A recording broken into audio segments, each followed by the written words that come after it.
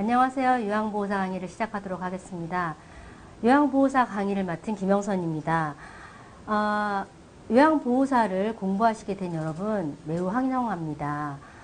요양보호사는요, 요양보호 서비스를 필요로 하는 사람의 신체활동, 가사활동 지원의 업무를 전문적으로 수행하고 대상자의 정보를 바탕으로 요양보호 서비스를 계획을 세우고 또 수행해주는 어떤 일, 대상자의 청결유지, 식사 복약 보조, 배설, 운동, 정서적인 지원, 환경관리 및 일상생활 지원 업무를 수행함으로써 대상자가 일상생활을 요양보호사의 도움으로 가능하게 할 수 있는 직업입니다. 자, 요양보호사는요, 여러분 다 아시겠지만 연령이 제한이 없는 직종입니다. 건강하시기만 한다면 언제까지든지 이 직업을 가지고 여러분께서 활발하게 활동하실 수 있겠습니다. 자, 두 번째, 대상자에게 도움이 됨으로써 정신적 삶의 질 향상에 큰 영향을 줍니다. 자, 우리가 태어나서 청년기를 보내고 장년기를 지나서 노년기로 갑니다. 노년기에 가면 여러분들이 요양보호사가 되어서 보살펴 주시는 어르신들은요, 정말 박물관 하나만큼 많은 지식과 많은 경험을 쌓은 그런 어르신들이 신체적으로 약해지시고 여러 가지 문제가 생기셔서 그분들을 잘 보살펴 드리는 역할을 합니다. 그리고 요양보호사가 때로는 가족보다 더욱더 정신적인 지원자가 되고 옹호자가 되는 역할을 하셔서 마지막까지 그분의 삶의 질을 향상하고 또한 요양보호사 자신의 삶도 성숙하게 되는 역할을 합니다. 또 요양보호사의 장점은요, 최근 정부의 복지사업 지원에 관심도가 증가하면서 향후 전망이 좋은 직종입니다. 우리나라는 다들 아시겠지만 고령사회로 접어들고 또 2021년에는 초고령사회, 즉 노인인구가 전체 인구의 14%를 넘어서는 초고령사회로 접어들게 되어 있습니다. 자, 앞으로 노인 인구가 많아지고 그리고 실버 인구가 많아지면서 계속 필요한 그것에 대해서 필요한 인원이라든지 복지 정책이라든지 또 그것에 대해서 필요한 자원이 많아지게 되었습니다. 그래서 앞으로 각광받는 직업은 아무래도 실버 산업에 관한 쪽이 되기 쉽다, 그리고 되고 있다라고 말씀드릴 수 있겠습니다. 자, 요양보호사는요, 해마다 3번의 시험을 가지고 있습니다. 그리고 국가에서 시험을 제출하고요. 국가고시에서 홈페이지에 공시된 요양보호사 자격시험 출제 범위는요. 요양보호사 시험은 2시간으로 2개로 나눠져 있는데요. 첫 번째는 요양보호론에서 필기시험, 요양보호개론, 기본요양보호강론, 특수요양보호론 이렇게 이루어져 있고요. 실기시험은 신체활동지원기술, 일상생활지원기술, 특수요양보호기술 이렇게 해서 2개의 시간으로 나눠져 있습니다. 자, 요양보호사 시험은요, 요양보호사 자격증 시험에서 과목별로 출제된 문항수 1자, 요양보호 개론의 11%, 2자, 요양보호 관련 기초지식의 22%, 기본 요양보호 강론의 47%, 보통 3장의 기본 요양보호 강론에서 요양보호사가 직접 어르신들에게 제공하는 서비스 구체적으로 이제 공부하시게 되죠. 4장 특수요양보호 강론 20%의 비율로 출제되어 있습니다. 자, 1교시에는요, 35문항을 푸셔야 돼요. 40분간. 보통 이제 OMR 카드에 옮겨 적으시는 시간이라든지 또 한 번 더 읽어보셔야 되는 시간 이런 거를 감안하시면 사실은 1분에 1문항 정도를 풀어주시는 게 좋겠습니다. 자, 1교시 시험에는 60% 이상 맞춰야 과락이 되지 않기 때문에 최소한 21문항 이상을 맞춰주셔야 합니다. 필기시험에 나오는 용어들은요, 대부분 어렵지는 않지만 다소 혼동되는 부분들이 있기 때문에 문제와 지문을 꼼꼼하게 읽는 것이 중요합니다. 공부를 하신 분은 저는 반드시 합격할 걸로 생각합니다. 자, 2교시 실기시험 보시면요, 45문항으로 되어 있고 50분의 시간 내에 풀으셔야 합니다. 마찬가지로 60% 이상을 맞춰주셔야 과락되지 않기 때문에 최소 27문항을 맞추셔야 합니다. 실기시험에서 혼동되는 문제가 나오면요. 만약에 내가 이 상황이었다면 어떻게 해야 좀 편할까라고 본인이 한번 생각해 보시면 좋겠습니다. 2교시에도요. 45문항을 50분 안에 풀으셔야 되기 때문에 OMR 카드에 옮겨 적으시고 여러 가지 검토하시는 시간을 감안하신다면 한 문항당 1분 정도 풀으셔야 되겠습니다. 자, 최근 23회, 24회, 25회, 26회, 27회 이렇게 5번의 요양보호사의 국가고시를 가지고 합격률을 비교해 봤습니다.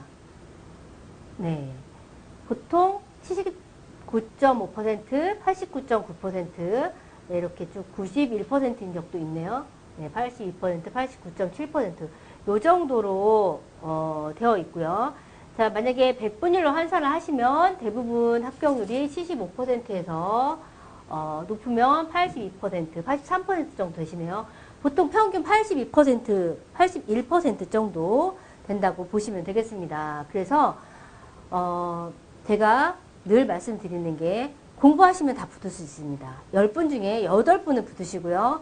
한두 분 정도 떨어지시는데 학력에 상관없이 공부를 하시면 붙고요. 공부를 하시지 않는 분은 우리가 알고 있는 상식이 조금 차이가 있는 것들이 있기 때문에 공부를 하시지 않으면 조금 어렵겠습니다. 그래서 공부를 즐거운 마음으로 해주시면 되겠습니다. 자, 응시하시는 분은요. 노인복지법 제29조 2에 따라서 시도지사로부터 지정받은 보호사 교육기관에서 이거는 혼자서 공부하시는 게 아니고 보호사 교육기관에서 표준교육과정, 이론과정, 실습과정 240시간 이론과정을 이수하셔야 합니다. 또 국가 자격 면허 소지자일 경우 예를 들자면 간호사, 간호조무사, 물리치료사, 사회복지사, 작업치료사 이런 경우에는 40시간에서 50시간만 이수하시면 되겠고요. 자, 경력자인 경우는 경력 인정기관에 따라서 이수기간이 살짝씩 다르겠습니다. 자, 교육과정을 이수하시면요. 요양보호사 자격시험에 응시할 수 있습니다. 자, 이론을 여러분 교육기관에 가셔서 이수하시고 또 그쪽에서 안내하는 요양원이나 요양시설 또 재가센터에서 또 실습을 하신 다음에 그 과정을 다 이수하시면 자격시험에 응시할 수 있습니다. 자, 접수는요, 인터넷으로도 하실 수 있고, 실제로 가셔서도 할 수 있습니다.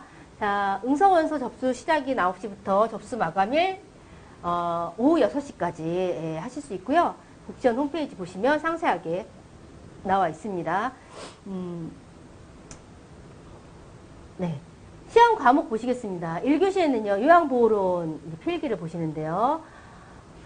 지금부터 제가 강의를 해 나갈 요양보호 개론, 요양보호 관련 기초지식, 기본 요양보호 강론, 또 특수 요양보호 강론에서 35문항이 나오겠습니다.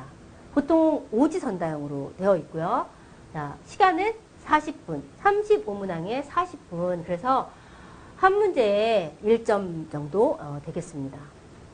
자, 2교시에는요, 자, 요 같은 부분에서 45문항이 나옵니다. 실기시험이라고 하니까 정말 실제로 뭘 하신다고 생각하시는 게 있는데, 우리가 실기는 교육원이나 아니면 요양원, 이렇게 해서 실습하시는 걸로 실기 점수를 가늠하고요. 시험은 이제 필기로 보겠습니다.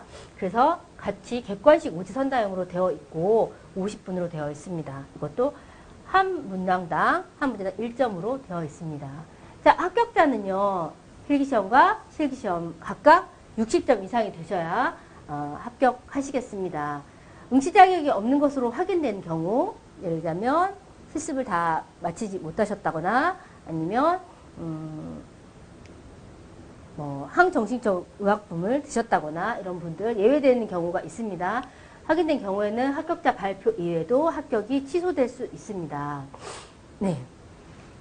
그래서 요양보호사는 공부하시면 쉽게 합격하실 수 있는 높은 합격률을 자랑하고 있고요. 또 생각보다 훨씬 더 생업 이기도 하지만 생업과 더불어서 봉사하는 정신과 정신의 성숙도가 반드시 필요한 직업입니다. 그리고 또 요양보호사를 하시다 보면 또 죽음과 많이 만나게 됩니다.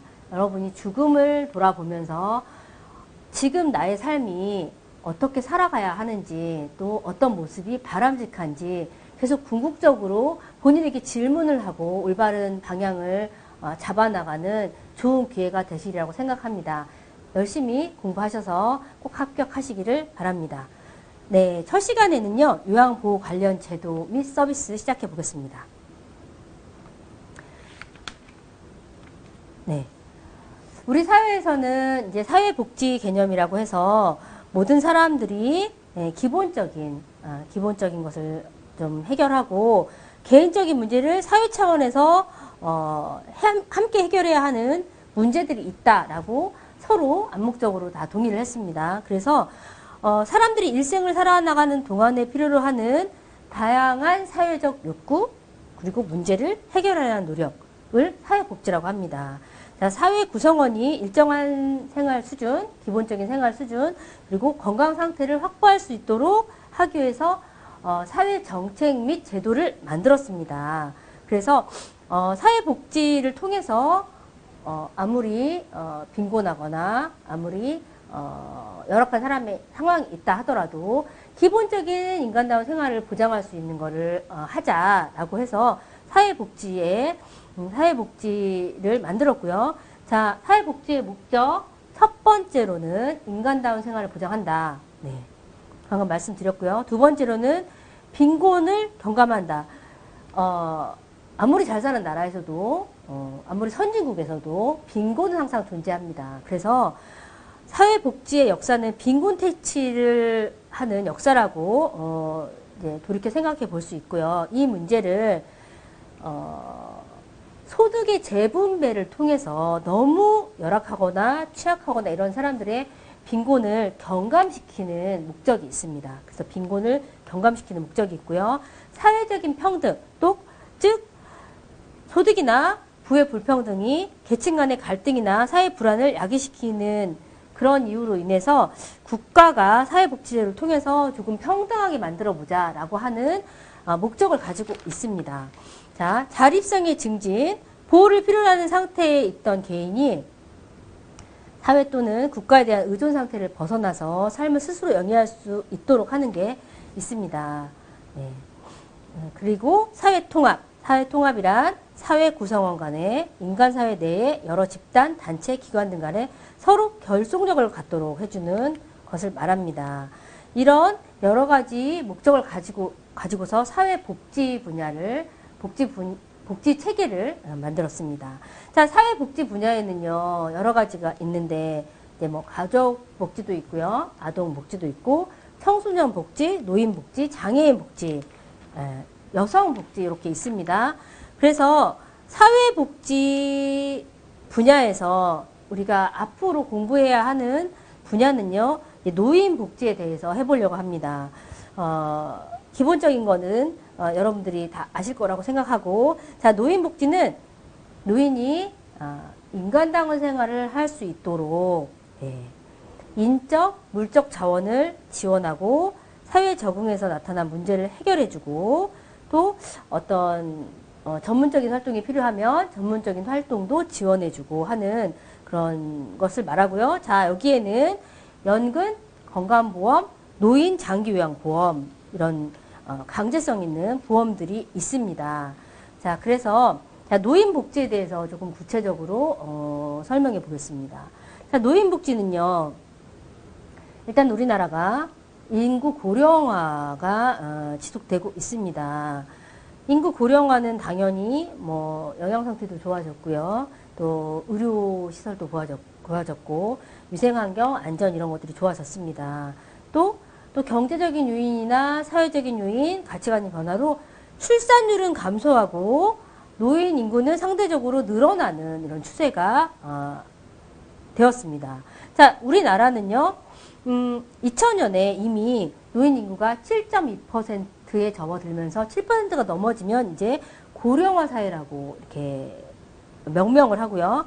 2018년도에는 고령사회, 자, 고령사회는 65세 이상의 노인이 14% 이상인 20% 미만인 나라를 말합니다. 그래서 18년도에는 벌써 고령사회가 되었고요. 자, 2026년도에는 초고령사회로 진입할 것으로 예상하고 있습니다.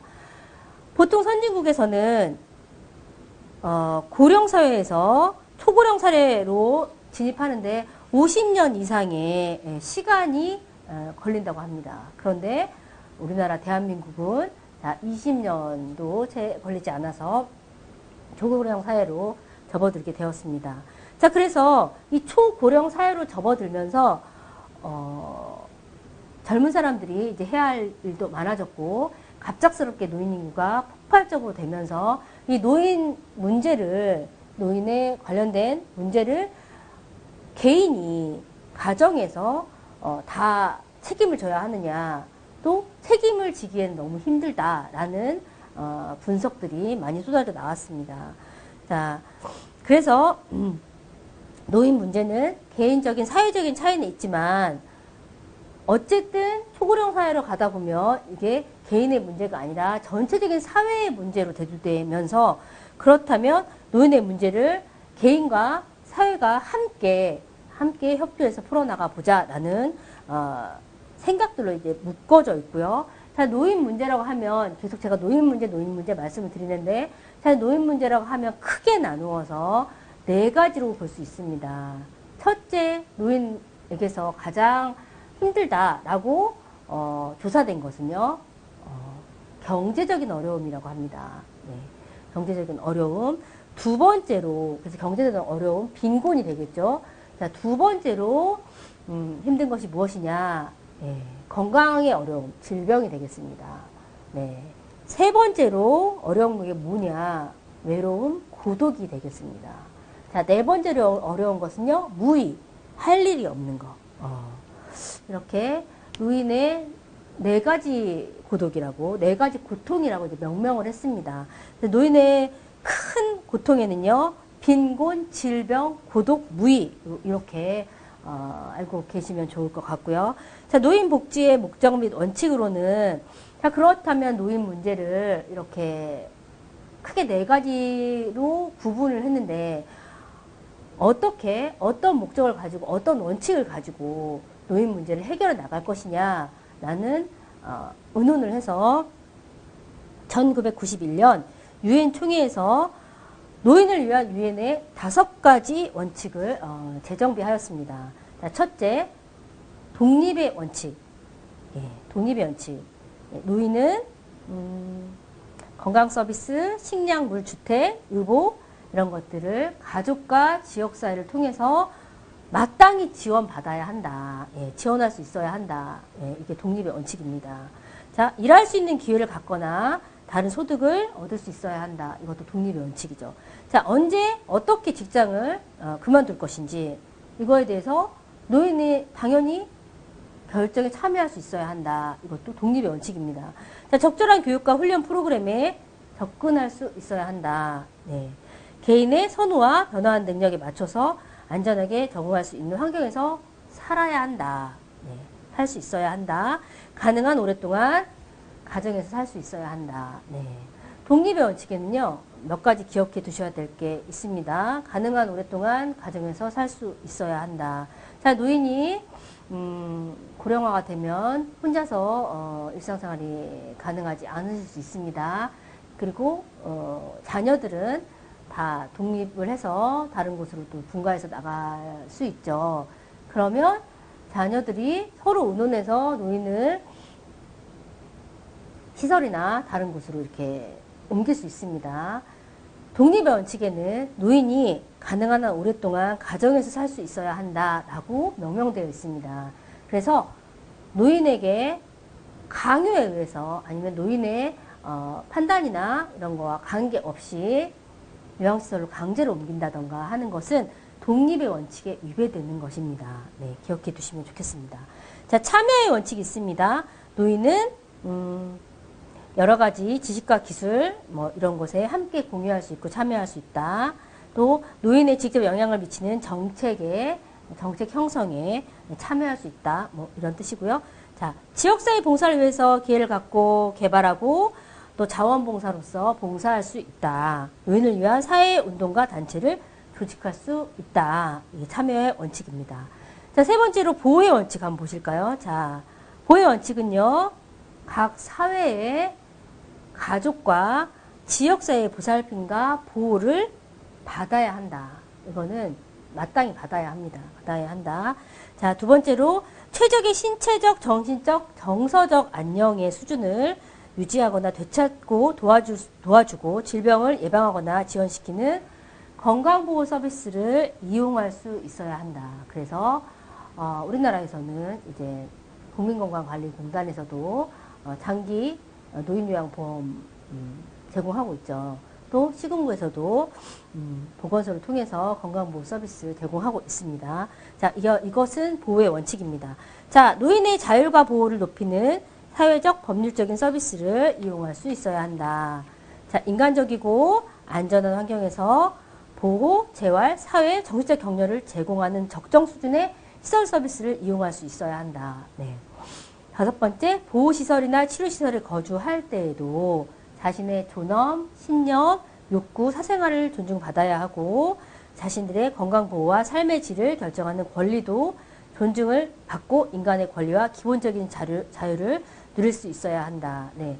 보호시설이나 치료시설에 있을 때에도 노인이 종교생활을 할 수도 있고요. 노인이 가족과 만나서 가족과의 시간을 보낼 수도 있고 또 노인이 원하는 책이나 노인이 원하는 프로그램에 참여할 수 있어야 합니다. 네, 요것에 대해서 말씀을 드렸고요. 자, 네 번째로는 자아실현의 원칙이 있습니다. 노인은 자신이 원하면 잠재력을 끝까지 개발할 수 있는 기회를 주어줘야 한다. 네, 그리고 노인의 교육적, 문화적, 정신적 자원과 여가 서비스를 이용할 수 있어야 한다. 이것이 자아실현의 원칙입니다. 자, 마지막으로 존엄의 원칙. 네.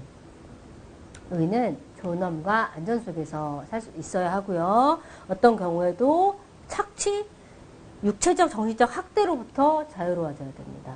어떤 경우에도 예를 들자면 시설이나 어떤 보호소라던가 아니면 가족에게로도 학대를 받거나 착취받는 일은 허용되지 않고 있어서는 안 되겠습니다. 자, 나이성, 인종이나 민족적인 배경, 장애나 여타 지위에 상관없이 공정하게 대우받아야 하고요. 경제적인 기여와 관계없이 평가되어야 합니다. 이것이 존엄의 원칙입니다. 그래서 유엔에서 5가지 원칙을 제정하였습니다. 구분해서 알아두시는 것이 좋겠습니다. 자, 노인보건복지서비스 관련한 지원인데요. 자, 노인복지시설의 개념에는요, 노인이 이제 어떤 상황에서 가정에서 계속 지내시기 어려워지신다던가 아니면 혼자서 생활하시기 힘들어지시면 이제 심리사회적 신체 조건에 적합한 치료 서비스를 제공하거나 일상생활을 도와드리는 서비스 기관을 가실 수 있습니다. 이런 기관을 전체 통틀어서 노인복지시설이라고 합니다. 자, 노인복지시설 한번 보실까요? 노인주거복지시설이 있죠. 예, 노인주거복지시설은 양로시설이 있는데요. 노인을 입소시켜서 식사를 제공해 드리고 그 밖에 일상생활에 필요한 편의를 제공하는 시설입니다. 네. 자, 노인주거복지시설에 또 노인공동생활 가정이라고 있죠. 노인들에게 가정과 같은 주거 여건과 급식, 그 밖에 일상생활에 필요한 편의를 제공하는 시설입니다. 자, 노인복지주택도 있습니다. 이거는 주택을 따로 이렇게 임대하듯이 제공해서 각 담당자가 방문해서 안전한지 필요한 것이 없는지 계속 관리하면서 보는 노인복지주택이 있습니다. 자, 노인의료복지시설이 있습니다. 노인요양시설에는요, 치매, 중풍 등 노인성 질환 등으로 심신에 상당한 장애가 발생해서 도움이 필요한 노인을 입소시켜서 급식, 요양, 그 밖에 일상생활에 필요한 편의를 제공하는 시설입니다. 네, 제가 상당한 장애라고 말씀드렸죠. 네, 상당한 장애, 본인이 혼자서 뭔가 하실 수 없는 상당한 장애가 발생해서 반드시 도움이 있어야만 일상생활이 가능하신 분들이 입소해서 급식 요양과 여러 가지 것들 편의를 제공받습니다. 노인 요양시설은요, 입소자 10인 이상의 시설을 말합니다. 자, 입소자 9인까지 시설도 있죠. 자, 노인 요양 공동생활 가정이 있습니다. 치매, 중풍 등 노인성 질환 등으로 심신에 상당한 장애가 발생해서 도움이 필요한 노인에게 가정과 같은 주거 여건에서 급식, 요양, 그 밖에 일상생활에 필요한 편의를 제공하는 시설입니다. 9인 이내의 시설입니다. 예, 구분해서 알아놓으시면 좋겠습니다. 네, 노인 여가 복지시설도 있는데요. 노인 복지관이 있죠. 노인 복지관은 우리 주변에서 많이 보시니까 잘 아실 거라고 생각하고요. 노인이 교양이나 취미생활, 사회활동 참여하시기 위해서 각종 정보나 서비스를 제공받고 또 건강 증진, 질병 예방 이런 것들을 제공하는 이제 기관입니다.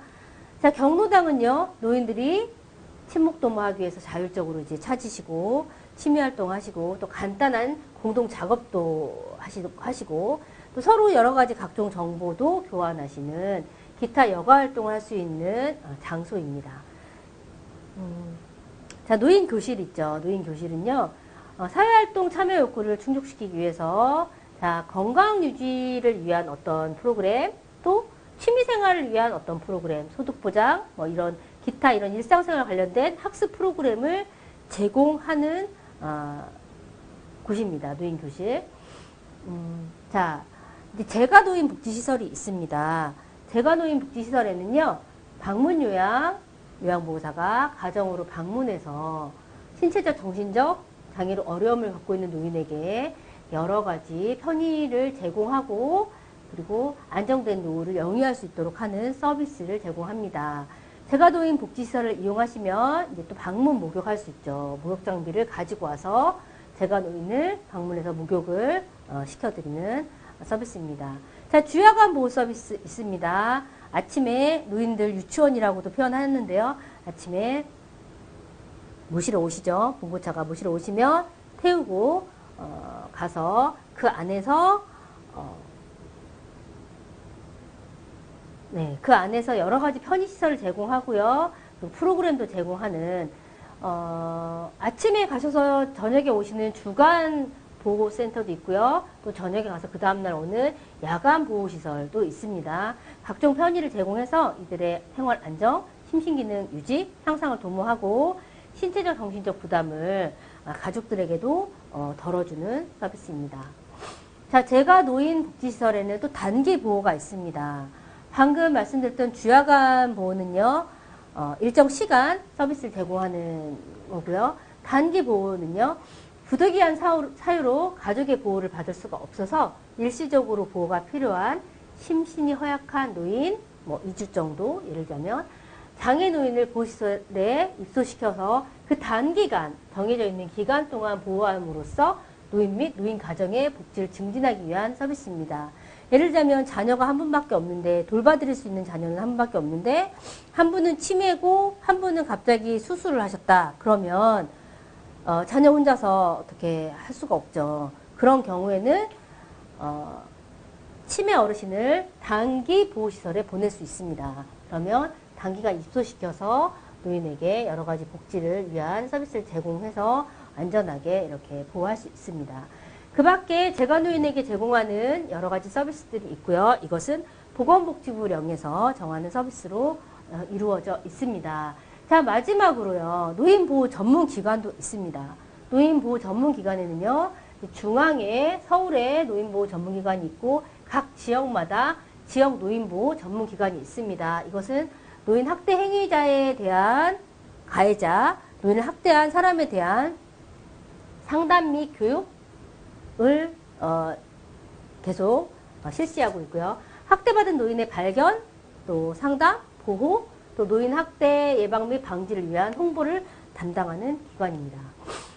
자, 노인 일자리 전담 기관에는요, 노인 인력 개발 기관이 있고요. 노인 일자리를 개발한다거나, 노인에게 뭐 교육을 시킨다거나, 여러 가지 프로그램 인증, 평가 사업 등을 지원하는 기관입니다. 자, 노인 일자리 지원 기관도 있습니다. 노인에게 일자리를 또 지원하고, 또 창업하신다고 하면 창업도 지원하고, 또 노인에 대한 재화의 생산, 판매 등을 직접 담당하는 기관입니다. 자, 노인 취업 알선 기관, 노인에게 취업 상담하거나 정보 드리거나 하는 노인 일자리를 알선하는 기관입니다. 네.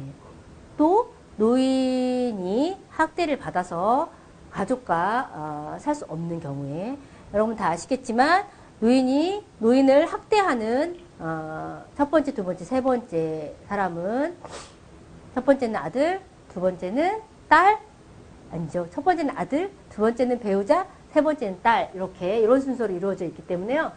가족과 함께 살 수 없을 때 학대 노인의 보호 및 숙식을 제공하는 쉼터 생활을 지원합니다. 3개월에서 6개월까지 있을 수 있고, 또 그 노인의 상황에 따라서 더 연장해서 계실 수도 있습니다. 학대 피해 노인의 심리적 안정을 위한 전문 심리 상담, 치유 상담 프로그램 제공하고 있습니다. 학대 피해 노인에게 학대로 인한 신체적, 정신적 치료를 위한 기본적인 의료비를 지원하겠습니다. 네, 그래서 노인 복지 시설의 유형을 이제 살펴보았는데요. 여러 가지 복지 시설이 있습니다.